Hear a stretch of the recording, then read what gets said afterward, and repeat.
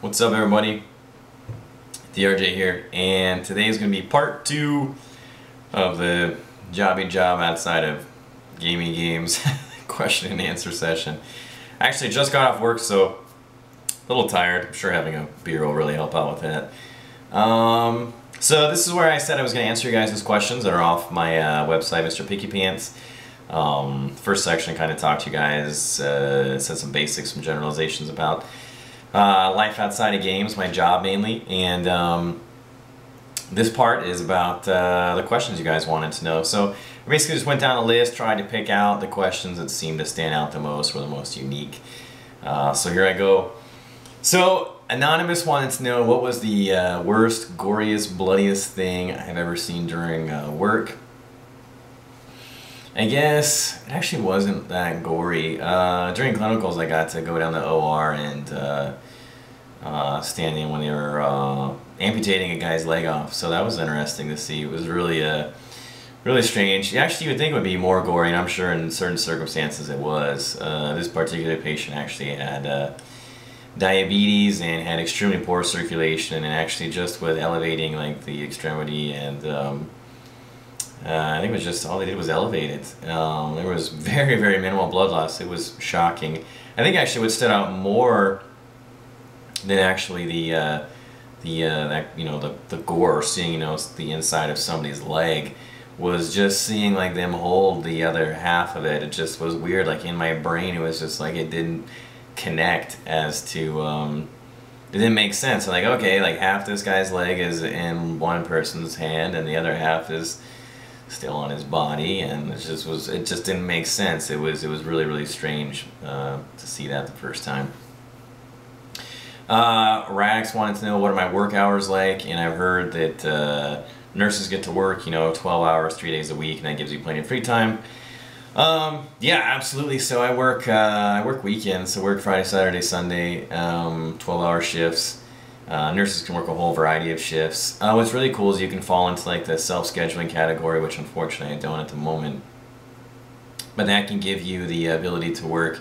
If you're doing 12s, you can schedule yourself to work the last 3 shifts and then the first 3 shifts of the following week, which would give you like close to a week and a half off without actually taking vacation or anything. So yeah, I work 3 days a week, and then I have 4 days off. So it's pretty cool. I really can't complain. I love it. What is my degree in? My degree, I have my Bachelor's of Science in Nursing. So one of the things that's happening, it really changes, especially the perspective I have of living in a different part of the country now. One of the things that they're trying to do, at least on the West Coast, is it's called like magnet status for hospitals, and you have to meet a variety of criteria in order to get, anyway, a variety of recognition, perks, and benefits. One of the things you have to do is have all BSN nurses, so that's one of the things they're really pushing for on the West Coast. In reality, you go to school for basically the same length, and BSN nurses, they basically have some additional, more or less managerial training is, I think, kind of what it boils down to. Also, the schools will tend to focus on more theory as opposed to the how and why, as opposed to just teaching the skills themselves. Glock, I think it's Glock Ocelot. Also, in general, how are male nurses treated in the medical industry, at least in my experience?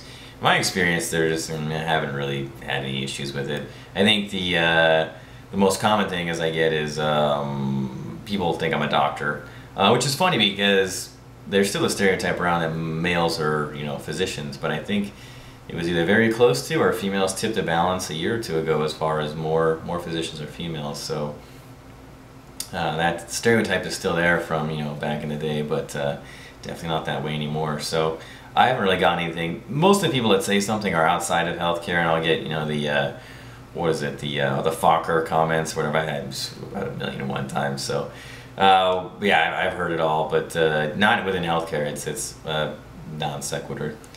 Sam Saber, why did I pick mental health as my specialty? I picked mental health because I like the challenge of therapeutic communication. I like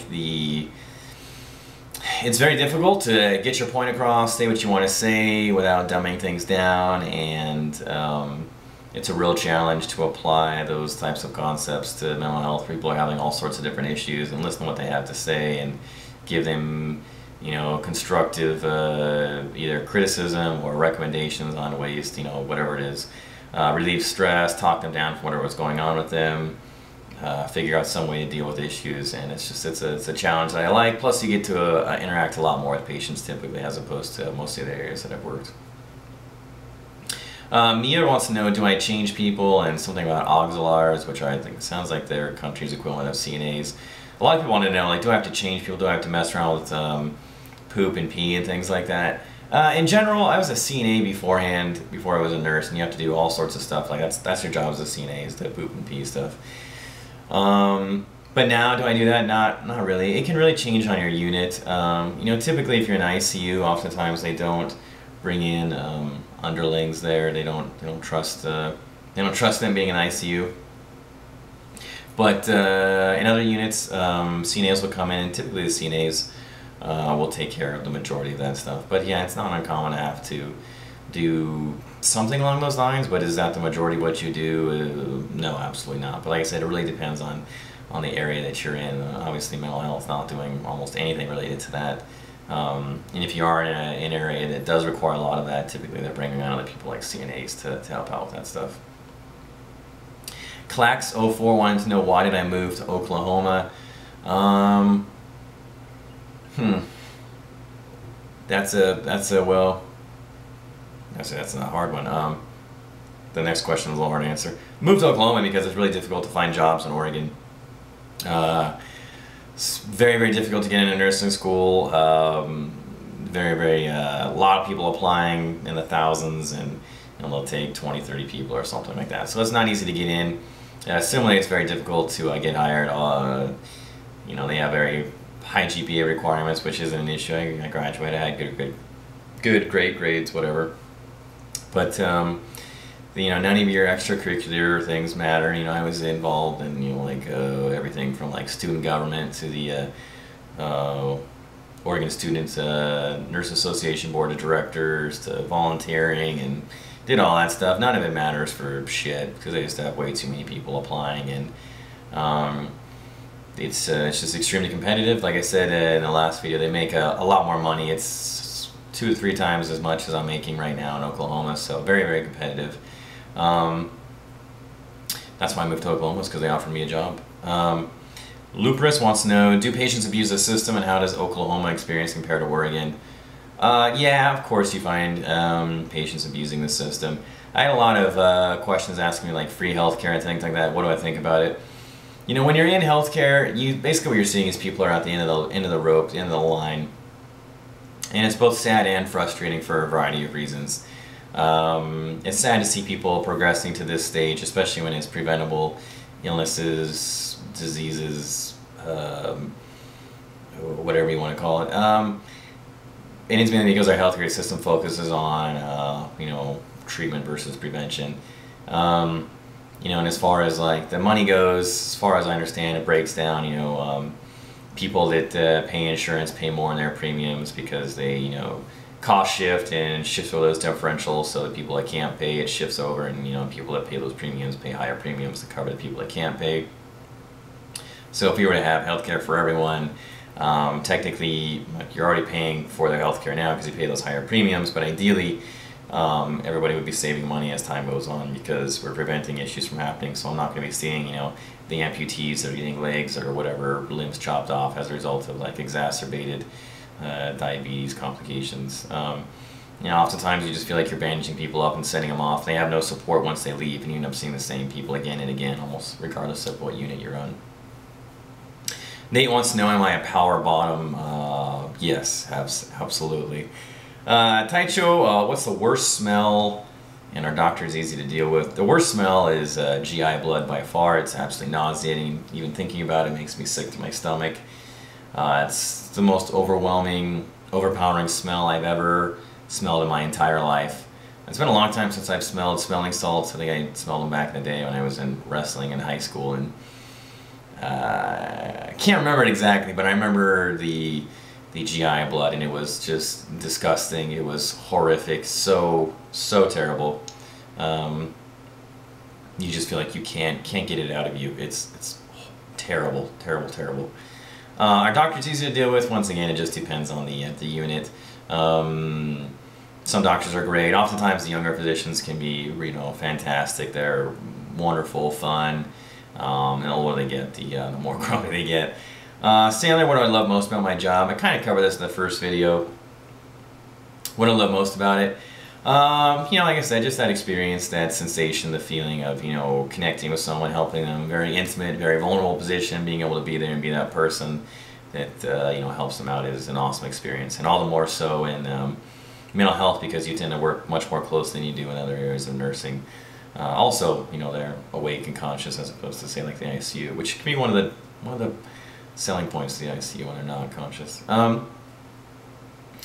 That's the majority of the questions. If you guys have more, feel free to, post on my website. I'll do my best to answer them as time goes on. And, I'm not opposed to doing other videos like this in the future where I talk about, life outside of gaming, because you guys really seem to enjoy it. I also want to mention, just a little blurb here at the end, we're going to be doing some DayZ subscriber challenges coming up. Maybe like a holdout thing where like we try to last for 30 minutes and let the subscribers, aka survivors, know and where we're at, and we'll live stream it or something maybe, and let those guys come in and try to kill us, and we'll hold out for like 30 minutes will be the challenge or something. Or you can all grab hatchets and go get like 30 people in a server and storm Cherno or something. I'll also be doing the zombie survival story. Do that here at the end of this week, basically compiling the best points I found from everybody that submitted their stories, talking about where we're going, and kind of just doing like an ongoing, I don't want to say writing a book per se, but doing a story with you guys, and you guys get to decide where it's going. So I'll pick out what I think is the best, unique points, and we'll move on from there. And that's how our character will evolve and adapt. And it's it's ridiculously nerdy, but it's a lot of fun. So stay tuned for that stuff too. As always, comments, criticisms, or critiques, let me know what you guys think.